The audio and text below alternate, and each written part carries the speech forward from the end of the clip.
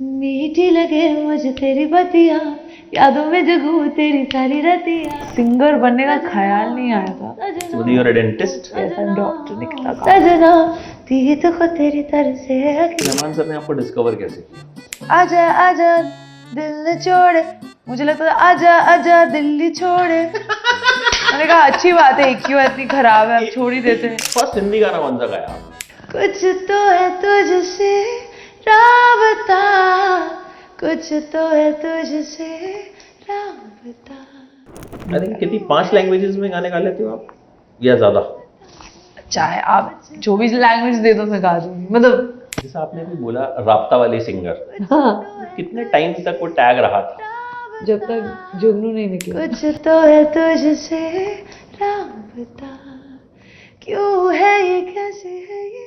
अच्छा, आपको अपना सबसे टफ गाना कौन सा लगा जिसको गाने में मतलब आपके पसीने छूट गए कि यार ये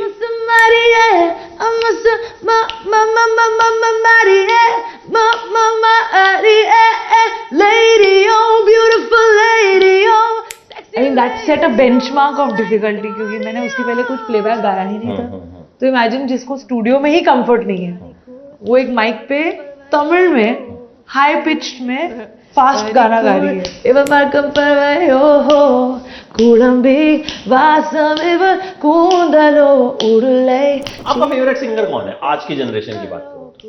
मतलब स्किल तो बहुत, सब बहुत स्किल्ड है, तो ऐसे लाइक टोंडलो उड़ले चिवड़े वपेसम सोकलो कुले बानामो उड़ जागमो। समझ कुछ नहीं आया, मजा बहुत। अभी तो भूल गई किस वर्ड का क्या मतलब। जो आपने दोनों नाम लिए तो जब भी आप सुन लोगे आप एकदम फिर सुनते चले जाओगे। मतलब आप वैसा म्यूजिक भी सुनते हो, यो यो हनी सिंह का म्यूजिक हुआ या बादशाह का म्यूजिक हुआ? सुनने वाले का भी जिम्मेदारी है इसमें, अगर कोई सुन के उसको अच्छा भी लग रहा है उनको तो सुनने वाले हैं। कोई यूट्यूब चैनल चला रहा है, उसको लगता है मेरे यूट्यूब पे इतने मिलियन सब्सक्राइबर हैं, मैं भी गाना गाऊंगा। It's a tuning software, auto tune is not the only software. बेचारे को बदनामी मिल गई, मेलोडाइन भी होता है, इंटरनल सॉफ्टवेयर्स भी होते हैं। तो बेचारा मुन्नी से ज्यादा बदनाम ऑटो ट्यून हो गया। एब्सोल्युटली।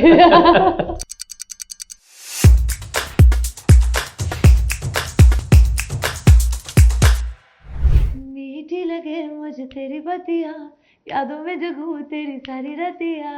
ओ सजना ओ सजना ओ सजना ओ सजना दी तो को तेरी तरह से किया। अब देख रहे तो क्या सिंगर का इंटरव्यू करने का सबसे बड़ा फायदा पता है क्या होता है? गवाते रहो, ओपनिंग आपको सोचनी नहीं पड़ती। आप छोड़ दो भाई, चलो कोई तो कुछ तो गा ही देंगे। नहीं हाँ। नहीं, कुछ का मतलब है नहीं, कुछ सिंगर्स जो है ना वो दे कि नहीं 2 ही लाइन बाकी टिकट लेके, हाँ इतने पैसे में इतना ये ही। मुझे भी सोचना चाहिए था। ठीक है, रिपीट रिपीट। नहीं अभी पूरा इंटरव्यू बचा है। Welcome Nikita. Thank you. And you have sung so many beautiful songs. So आज ब्यूटीफुल जर्नी की बात करते हैं। मतलब गाने तो खैर सुन ही लूंगा मैं बीच बीच, कुछ कुछ रिक्वेस्ट कर लूंगा मैं। So tell me one thing, singer बनने का सबसे पहले जो ख्याल था वो कब आया था? एक्चुअली सिंगर बनने का ख्याल नहीं आया था। It was more like music मुझे बहुत प्यारा लगता था। आई टू लर्न हिंदुस्तानी क्लासिकल, गाना गाती थी मैं स्कूल में, बट कभी सोचा नहीं था कि सिंगर बनूंगी।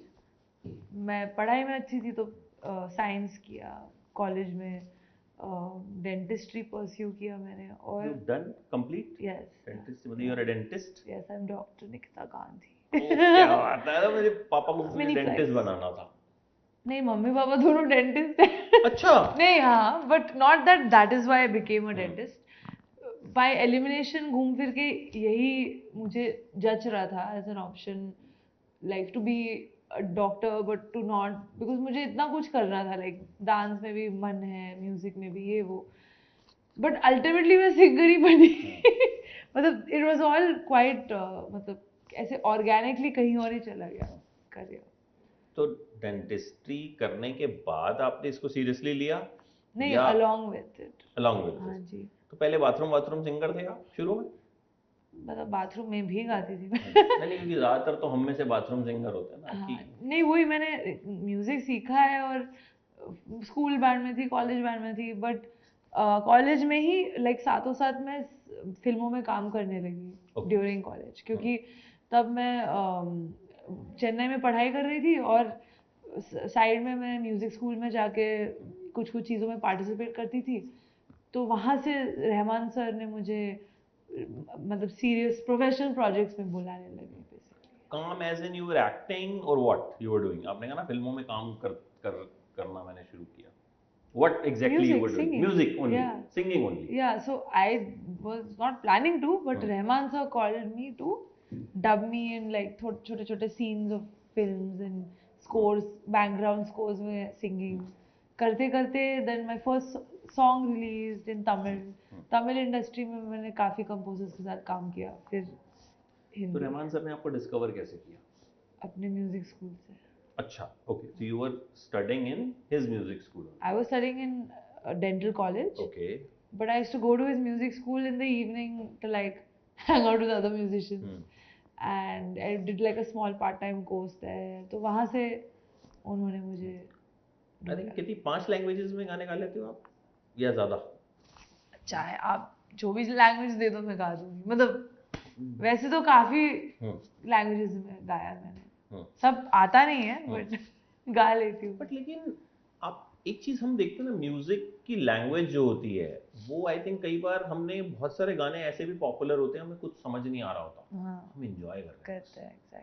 मतलब ये एक चीज आप एज अ सिंगर भी महसूस करते हो, जैसे आपने कहा किसी भी लैंग्वेज में गा सकते हैं, तो बट आप लोगों को तो पूरा प्रॉपर समझना पड़ेगा ना, क्या डिक्शन है, क्या वर्ड है। कोई रहते हैं जो हेल्प करते हैं, स्पेशली अगर लैंग्वेज एकदम ही नहीं आता है तो लिरिसिस्ट भी रहते हैं साथ में, प्लस कोई मतलब वही हेल्प करता है डिक्शन के लिए एंड ऑल दैट।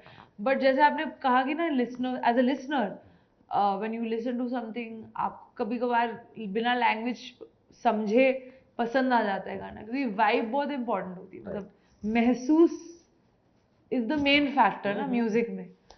फिर उसके बाद लिरिक्स, ट्यून, ये वो जो महसूस होता है वो सबसे पहले कनेक्ट करता है इंसान से। और एज अ सिंगर भी ऐसा होता है, क्योंकि मैं गाने को सुन के बिना लिरिक्स समझे या पढ़े समझ जाऊंगी कि क्या कहना चाह रहे हैं फ्रॉम द इमोशन, राइट। तो I think as a singer also आप बिना ब्रीफ का भी आपको समझ जाता है। फिर ऑफकोर्स आप when you start singing the song then go into the diction, and वही हेल्प करता है डिक्शन के लिए एंड ऑल दैट। बट जैसे आपने कहा कि ना listener, as a listener when you listen to something, आप कभी कभार बिना लैंग्वेज समझे पसंद आ जाता है गाना, क्योंकि वाइब बहुत इंपॉर्टेंट होती है। मतलब महसूस इज द मेन फैक्टर ना म्यूजिक में। फिर उसके बाद लिरिक्स, ट्यून, ये वो जो महसूस होता है वो सबसे पहले कनेक्ट करता है इंसान से। और एज अ सिंगर भी ऐसा होता है, क्योंकि मैं गाने को सुन के बिना लिरिक्स समझे या पढ़े समझ जाऊंगी कि क्या कहना चाह रहे हैं फ्रॉम द इमोशन, राइट। तो I think as a singer also आप बिना ब्रीफ का भी आपको समझ जाता है। फिर ऑफकोर्स आप when you start singing the song then go into the diction and this and that. जैसे कोलावेरी डे आया था जब, तो किसी को नहीं पता कि मतलब वो सब गा रहे हैं उसको। इवन कई ऐसे गाने होते हैं, जैसे अब मुझे एक ऐसे याद आया कि जो तनु वेड्स मनु का गाना था, बनो तेरा स्वैगर, हम स्वेटर समझते थे कि really? बहुत से लोग स्वैगर किसी को पता ही नहीं था वर्ड स्वैगर है। We used to think sweater सब गा रहे हैं, बनो तेरा स्वेटर। क्या बात, ये तो और भी फनी है, लाइक और भी कूल है। हाँ, और ये फैक्ट है, मतलब मैं खुद स्वेटर समझता था, तो बाद में पता चला कि यार ये तो स्वैगर है। Crazy. तो कई बार हमें गानों के जो बोल होते हैं हम अपने हिसाब से डिवाइस कर लेते हैं। यार ये तो यही हो, और हम गा रहे हैं मतलब उसको मुझे खराब सुर ताल में। एक गाने का आजा आजा दिल छोड़े, मुझे लगता था आजा आजा दिल्ली छोड़े। मैंने कहा अच्छी बात है, एक क्यों इतनी खराब है, अब छोड़ ही देते हैं। ये बहुत ही सही होता है। ये होता है ऐसा, हम कई बार, और खासतौर पे पंजाबी गानों के साथ कई बार ऐसा होता है, हमें पता ही नहीं है कि वो क्या बोल रहा है, हमने अपने दिमाग में वर्ड डिवाइस कर रखे हैं। और हम हर बार जब कई बार हम लिरिक्स उसके गूगल पे ढूंढते हैं, अच्छा ये है, कई बार वर्ड्स का मीनिंग, लेकिन हम एंजॉय कर रहे हैं। जैसे वो शकीरा का गाना था, सामिया मिया सब सामी आमिया कुछ खुद ही अपना बना के, वही है ना, वाइब और फोनेटिक्स बहुत इम्पोर्टेंट चीज है म्यूजिक। तो फर्स्ट हिंदी गाना कौन सा गाया आपने? फर्स्ट हिंदी गाना राब्ता। राब्ता पहले, मतलब मैं तो राब्ता पे आने वाला था, तो But that was कैसे that मिला was- राब्ता? तो big song, Big song. Very hit. So I was actually helping a friend of mine move from Chennai to Bombay. तब मैं चेन्नई में ही रह रही थी क्योंकि कॉलेज खत्म हो गया था, बट मैं वहाँ पे थोड़ा पॉपुलर हो गई थी तो वहीं पे थी, एक पार्ट टाइम जॉब भी कर रही थी और ऐसे शोज थोड़े बहुत करती थी तब। तो एक फ्रेंड यहाँ पे शिफ्ट हो रहा था तो उसके साथ मैं ट्रेन में आई उसको शिफ्ट कराने के लिए। तो he is also singer and उसने मेरी आवाज़ को कई ऐसे सर्कल में, अपने बॉम्बे के सर्कल में सुनाया। तो प्रीतम दा के स्टूडियो के कई इंजीनियर्स ने मुझे रेकमेंड किया गाने के लिए, तो मुझे बुलाया गया था जब मैं बॉम्बे में थी उस वीक। जब उन्होंने बुलाया तो 3-4 गाने गवाए, फिर और बुलाने लगे स्क्रैच गाने के लिए, फिर करते करते रात। और तब मैं यहाँ पे रहती नहीं थी, मैं ऐसे टाइम पास मतलब सबके साथ हैंग आउट करने के लिए आ जाती थी। एंड देन राब्ता जब निकला तब मैंने सोचा कि हाँ मुझे बॉम्बे में रहना चाहिए। अब गाना हिट हो अब गया तो अब हिट नहीं, मतलब अब एक हिंदी गाना भी हो गया, मतलब अब तो मैं बॉलीवुड सिंगर शायद बन सकती हूँ। तो फिर मैं इधर आई। तो राब्ता थोड़ा सा सुना सकते हैं? हाँ क्यों नहीं सुना। कुछ तो है तुझसे राबता, कुछ तो है तुझसे राबता, क्यों है ये, कैसे है ये, तू बता, कुछ तो है तुझसे राबता। मुझे लगता है ये जितने आशिक हैं, जितने बहुत सारे लोग हैं, सबकी प्लेलिस्ट में ये गाना परमानेंट है। कि मतलब ये कुछ गाने ऐसे होते हैं ना जो मतलब रहते हैं, हमेशा रहते हैं। अच्छा एक चीज की बात निकली तो राब्ता, आप गाना शुरू करोगे तो बहुत से लोग होंगे जो तुरंत अगली लाइन गा देंगे, तुरंत उनको मतलब समझ में आ जाएगा यार ये वो गाना है। बट डू यू थिंक कि ऐसे गाने अब थोड़े कम बनते हैं, उनकी शेल्फ लाइफ जो है, अभी जो गाने बनते हैं ठीक है पॉपुलर होते हैं, रील्स में चलते हैं, हम गाते भी हैं, लेकिन जो एक शेल्फ लाइफ वाली बात कहूँ, या जो एक आप ही राब्ता को ले लीजिए, वो थोड़े अब बनने कम हो गए हैं। नहीं आई थिंक हर साल एक या दो गाने तो ऐसे बनते ही हैं जो आई थिंक फॉर एवर रह जाते हैं। हाँ मतलब एक ही दो बनते हैं, वो तो हर साल ऐसा होता है। नहीं बट पहले अगर हम देखें तो जब पहले कम गाने भी बनते थे ना। नहीं अभी जब हम अंताक्षरी खेलते हैं, अभी भी आप कहीं बैठ जाइए कि दिमाग में वही पुराने गाने और वही सब चीजें। उस टाइम में कम गाने बनते थे तो जो बनते थे उन्हीं को फैलाते थे ना। आजकल मतलब स्टेटिस्टिकली स्पीकिंग ये चीज है ना, मतलब एक फैक्ट है कि आज एक दिन में लाखों गाने 60,000 I think the start is 60,000 songs तो रिलीज होते ही एक दिन में। तो आप सोच सकते हो कि कितने गाने हैं, मतलब वर्ल्ड वाइड की बात करें, मतलब कोई भी अपने घर में बैठ के रिलीज कर सकता है ना म्यूजिक। तो ऑब्वियसली अब इतना सारा इंफॉर्मेशन है तो इंसान का अटेंशन स्पैन भी कम होता जा रहा है, जैसे हम लोग स्क्रॉल करते रहते हैं रील्स पे। That is all related, so it's that is why. But एक चीज आपको लगती है कि कोई भी गा रहा है, मतलब कोई यूट्यूब चैनल चला रहा है, उसको लगता है मेरे यूट्यूब पे इतने मिलियन सब्सक्राइबर हैं, मैं भी गाना गाऊंगा या मैं भी म्यूजिक वीडियो बना ले भाई, ठीक है, लेकिन कम से कम गाना तो सिंगर से गवा ले, या गाना ऐसे बंदे से गवा ले जो जिसको सुरताल की नॉलेज हो। तो गुस्सा आता है कई बार ऐसे गाने सुन के कि मतलब यार anyone who has a subscriber base or who has a reach, वो गाने पे भी हाथ आजमा रहा है। आई मीन ये सिर्फ म्यूजिक से लेना देना नहीं है ना, मतलब हर चीज के साथ ये होता है। anyone who has an audience wants to try different things I think। तो इसमें गुस्सा होने की क्या बात है, मतलब जिसको जो कर मैं कौन हूँ पुलिस बनने के लिए कि मत करो। मतलब कल मैं एक्टिंग करना चाहूँ तो कोई मुझ पे गुस्सा करेगा क्या कि आप क्यों कर रहे हो, आपका स्किल नहीं है। उनको कैसे पता आपका है मेरा है कि नहीं, नहीं, तो बट मैं उनकी बात कर रहा हूँ जिनका स्किल नहीं है। समझ में आता अब सुन उनका के। प्रॉब्लम है, सुनने वाले का भी जिम्मेदारी है इसमें। अगर कोई सुन के उसको अच्छा भी लग रहा है, उनको तो सुनने वाले हैं उस चीज के लिए, तो who are we to get mad? अच्छा, आपको किस तरह का म्यूजिक शुरुआत से पसंद था? What kind of music? कोई पर्टिकुलर जॉनर था, या मतलब अब जैसे मेरे साथ मैं तो क्या होता है, मैं बहुत कुछ भी सारे, सुन लेता हूँ। हाँ मुझे अलग अलग फेजेस होते हैं एक्चुअली। हाँ, फेजेस होता है, लाइक कभी कभार I go back to like the childhood में, जब मैं बहुत ऑल्टरनेटिव रॉक सुनती थी। मेरा एक R&B फेज था, R&B में कभी भी सुन सकती हूँ। So, ऐसे होता रहता है, like it just keeps changing. R.D. Burman, Kishore Kumar, ये भी सुनते हो आप या सुनते थे? किशोर कुमार से मेरा एक बहुत इंटरेस्टिंग, मतलब इस जनरेशन की म्यूजिक मैंने अपने पापा की आवाज़ में सुना है, क्योंकि वो उनको बहुत शौक था गाना, बहुत अच्छा गाते हैं पापा। और हर पार्टी में ही used to sing on karaoke tracks पे एंड स्टफ, ऐसे ही लाइक नॉट शौकिया। प्रोफेशनली, हाँ शौक, एंड बहुत अच्छा गाते। तो ऐसे बहुत सारे गाने हैं किशोर कुमार के जो मैंने ओरिजिनल नहीं सुना है, मतलब ओरिजिनल बाद में सुना है पापा से पहले। और ओरिजिनल सुनते हुए सोच रही हूँ कि कितना अजीब लग रहा है, क्योंकि पापा की आवाज में मेरे दिमाग में चिपक गया है वो। तो I have sort of loved, like experienced that generation through पापा। वाह, बट ये भी कितनी अच्छी बात है कि मतलब वहां से आपने सुना एंड देन यू, नहीं तो हाँ, आजकल तो क्या original। रील्स में हम सुनते हैं फिर हम यूट्यूब पे जाते हैं, हाँ। But that is such a good thing कि आपने पापा से सुना और पापा से सुना। वहां से फिर।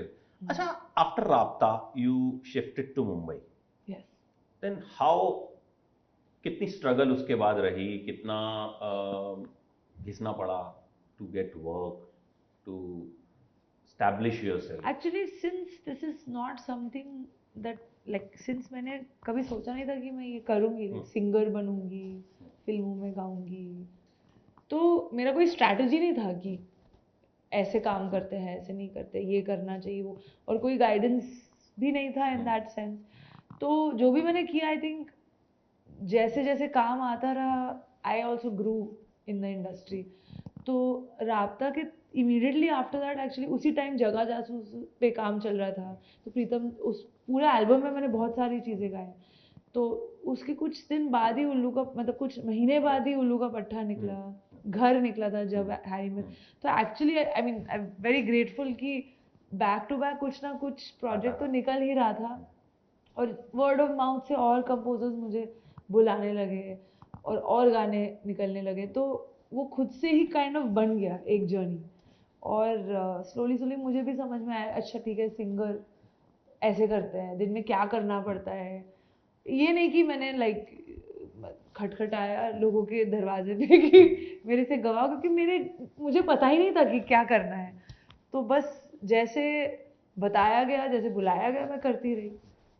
अच्छा, पहले के टाइम में होता कि एक सिंगर और म्यूजिक डायरेक्टर की जोड़ी बन जाती थी, कि मतलब वो म्यूजिक डायरेक्टर उसी सिंगर से ज्यादातर गाने गवाते थे, बहुत हमने ऐसा सुना है। तो अभी तो ऐसा इंडस्ट्री में नहीं होता है ना, अभी तो हम देखते हैं कई बार, हम कुछ म्यूजिक एल्बम देखते हैं किसी फिल्म की पूरी, जब देखते हैं तो हमें बड़े नए नए नाम भी दिखते हैं जिनके नाम हमने सुने ही नहीं होते, बट देन जब हम गाना जाके सुनते हैं तो हमें लगता है बड़ा अच्छा गाना है। तो अभी scene, how is the music Again, scene? it's the same thing.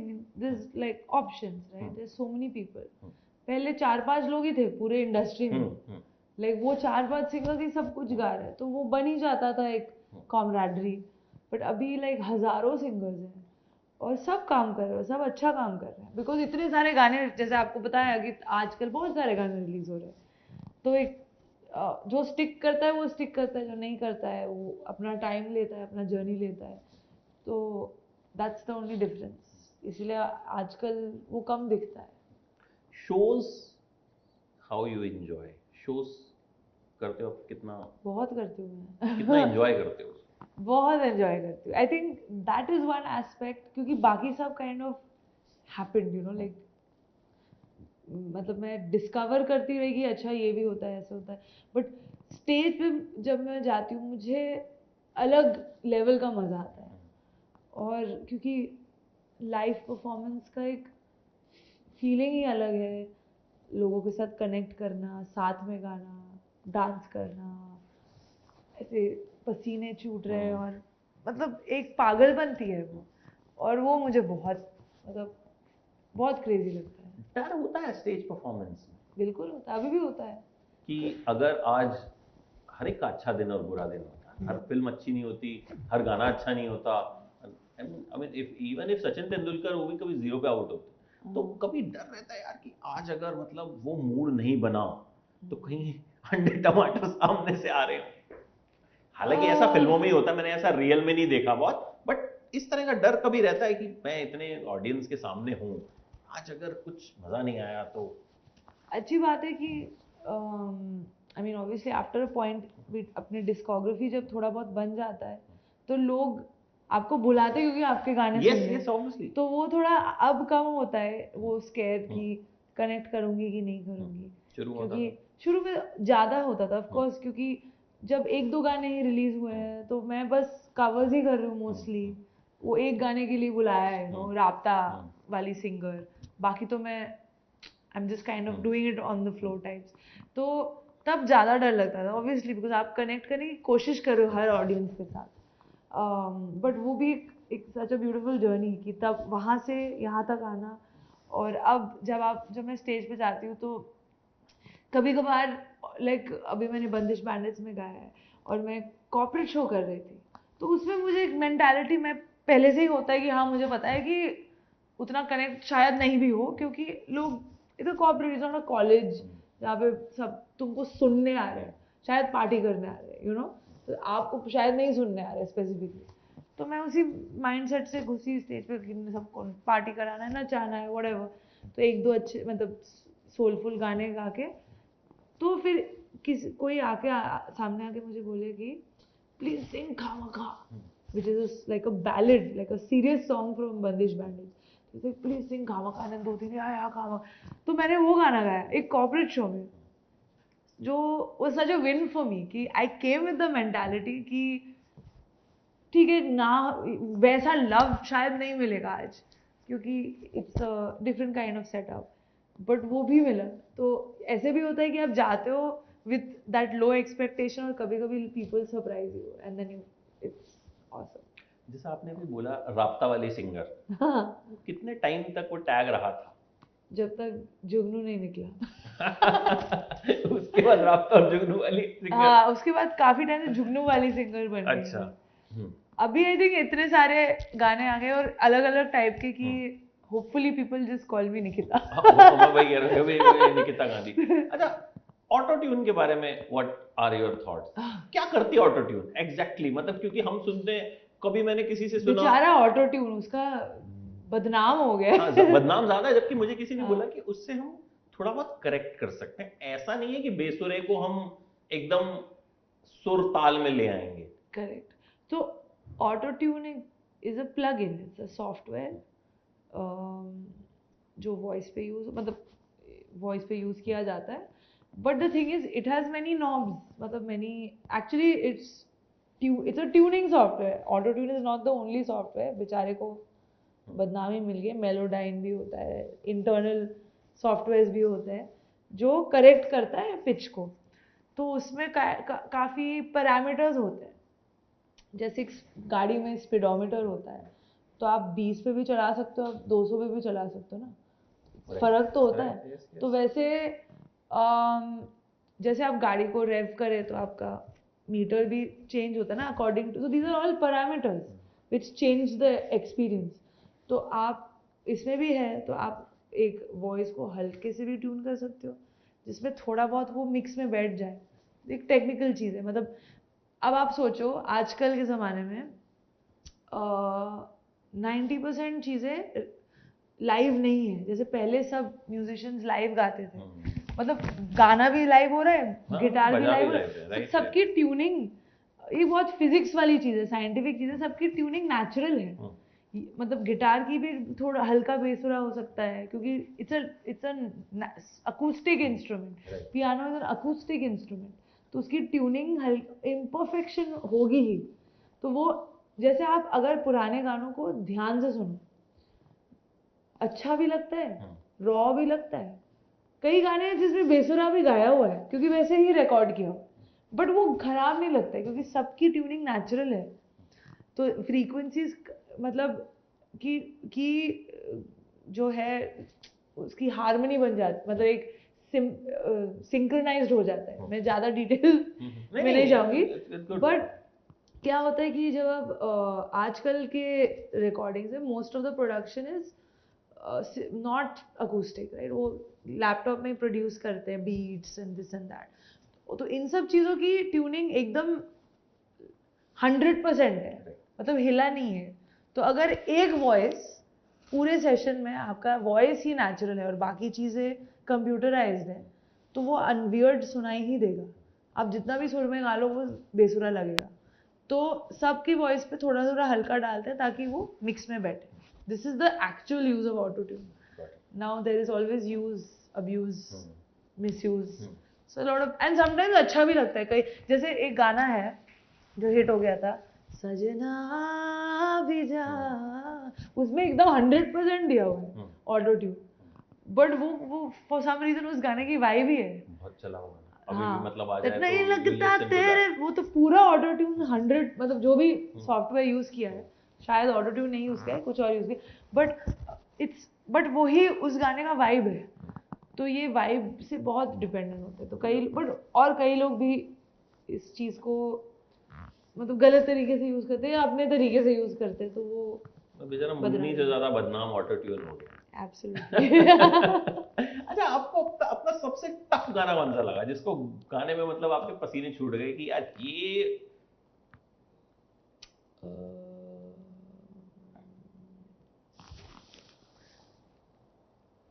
बहुत इंटरेस्टिंग क्वेश्चन है।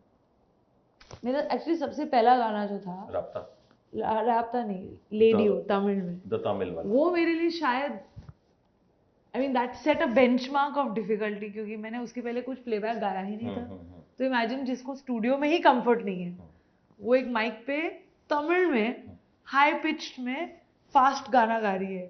मतलब मेरे को इन सारी चीज़ों में कोई एक्सपीरियंस नहीं है, तो वो तो डेफिनेटली मतलब सारे तरफ से ऐसे challenge challenge challenge challenge, so that was definitely, मतलब वहीं से शुरू हुआ सबसे चैलेंजिंग गाना। बार ही जो है वो इतना हाई सेट हो गया चैलेंज सेट का। किया था।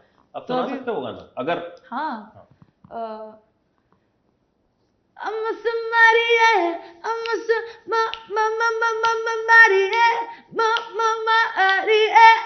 lady, oh, beautiful lady, oh, sexy lady, oh, like Scorpio. Now the Tamil part. 1, 2. Panikul, ibar parkam parvayo, kulambi.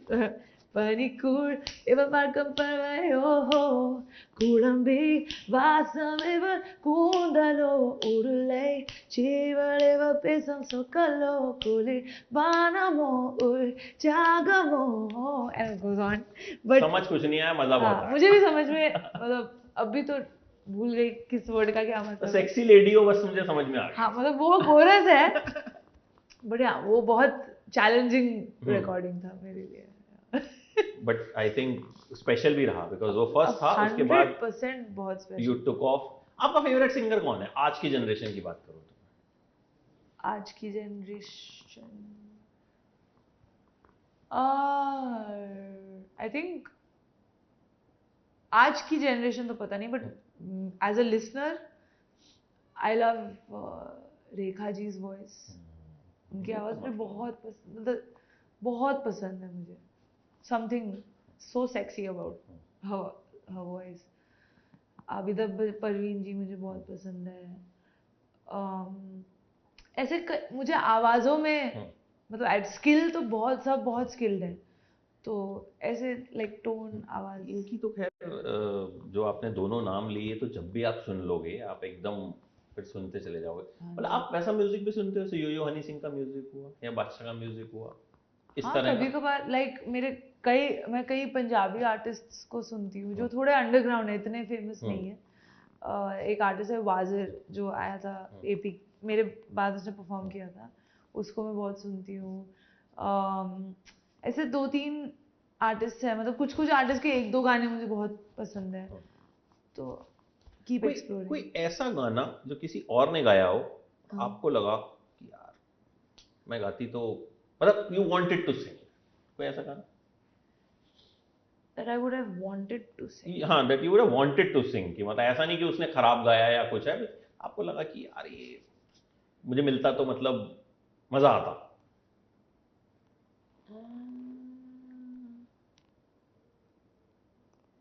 सोच रही हूँ.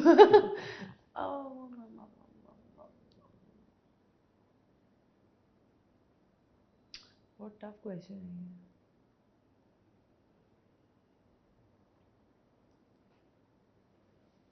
केसरिया. केसरिया, I ओके. don't know, ऐसे तो बहुत सारे गाने नहीं है, बट मैं वैसे ही पूछा मैंने कि कई बार होता है. केसरिया. फिर मुझे राता लम्बे भी बहुत प्यारा लगता है. ऐसे actually it's more about the melody. I mean दूसरे सिंगर से कोई लेना देना ही नहीं है. ऐसे कुछ मेलोडीज है जिसको मतलब मैं चाहती हूँ तो फिर मैं आई विश आई हैड संग अभी ना जाओ छोड़ कर. मतलब ऐसे तो बहुत सारे मेलोडीज में मुझे ऐसे लगता है मैं. अच्छा, बैंड भी आपका है? हाँ. एंड यू डिजाइन उसका पूरा जो कपड़े वपड़े हैं सब आप खुद डिजाइन करते हो? हाँ, मतलब मेरे बैंडमेट्स का हम लोग का एक लुक है जो मैंने क्या है, क्रिएट थोड़ा किया है. बताइए उसके बारे में ना. जो मैंने क्रिएट किया है. सो बेसिकली मेरे सारे बैंडमेट्स जंपसूट्स में, तो मेरा खुद का एक स्टाइल लैंग्वेज थोड़ा अलग है. मुझे हुडीज, जंपसूट्स, बूट्स बहुत पसंद है. तो हमेशा बचपन से मैं थोड़ी अजीब ड्रेसिंग सेंस रहा है मेरा. सारी ऐसे ही होते हैं ना शायद. नहीं, मैंने तो जितनों को देखा वो कुछ ना कुछ तो होता है of कि course. मतलब उनका एक सिग्नेचर स्टाइल बना के रखते हैं वो, या मतलब होगा ही होगा. कोई हमेशा चश्मा पहन के रखेगा एकदम काला, कोई समझ में नहीं आता कि एकदम रात में भाई कहीं टकरा जाएगा. डार्क चश्मा एकदम पहना हुआ है, गॉगल्स पहने हुए. किसी का कुछ स्टाइल है, किसी का कुछ स्टाइल है.